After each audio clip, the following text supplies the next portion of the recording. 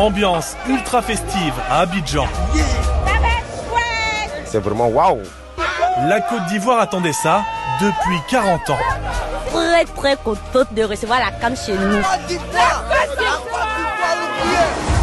Le stade Alassane Ouattara, théâtre des rêves de tout un peuple. La coupe c'est pour nous. La CAN reste chez nous, c'est pour nous. Face à la Guinée-Bissau, seulement 4 minutes de jeu. Et première vibration. L'ancien Lensois Seko Fofana met les siens sur la bonne voie. Jean-Philippe Crasso, ex-stéphanois, signe le but du 2-0. Sans briller, les éléphants assurent l'essentiel.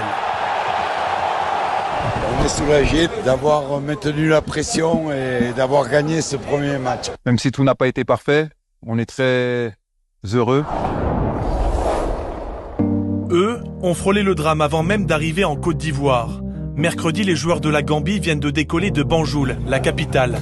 Chaleur suffocante dans l'avion. Et très vite, plusieurs joueurs sont pris de malaise et de maux de tête. Il n'y a plus d'oxygène dans la cabine. Et après 9 minutes, le pilote a constaté que c'est dangereux. On doit retourner au Banjul. Toutes les personnes ont mal à la tête.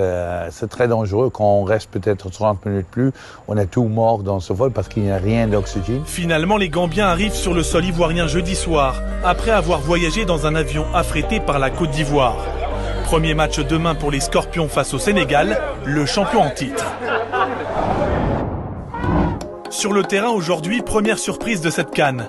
Le Nigeria de Victor Osimhen, meilleur joueur africain 2023, tenu en échec par la modeste Guinée équatoriale, du buteur Iban Salvador.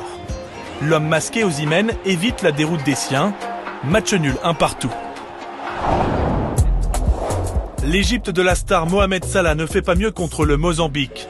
Les Égyptiens, finalistes de la dernière CAN, menaient 2-1 jusqu'à la 96e minute. Salah arrache le nul sur penalty et entretient l'espoir de tout un pays d'aller chercher le titre après 14 ans sans trophée. Et Stéphane, si on devait ne retenir qu'une seule image en foot européen. Une seule image. Alors, il n'y avait pas de gros match ce week-end dans les championnats européens. On retiendra quand même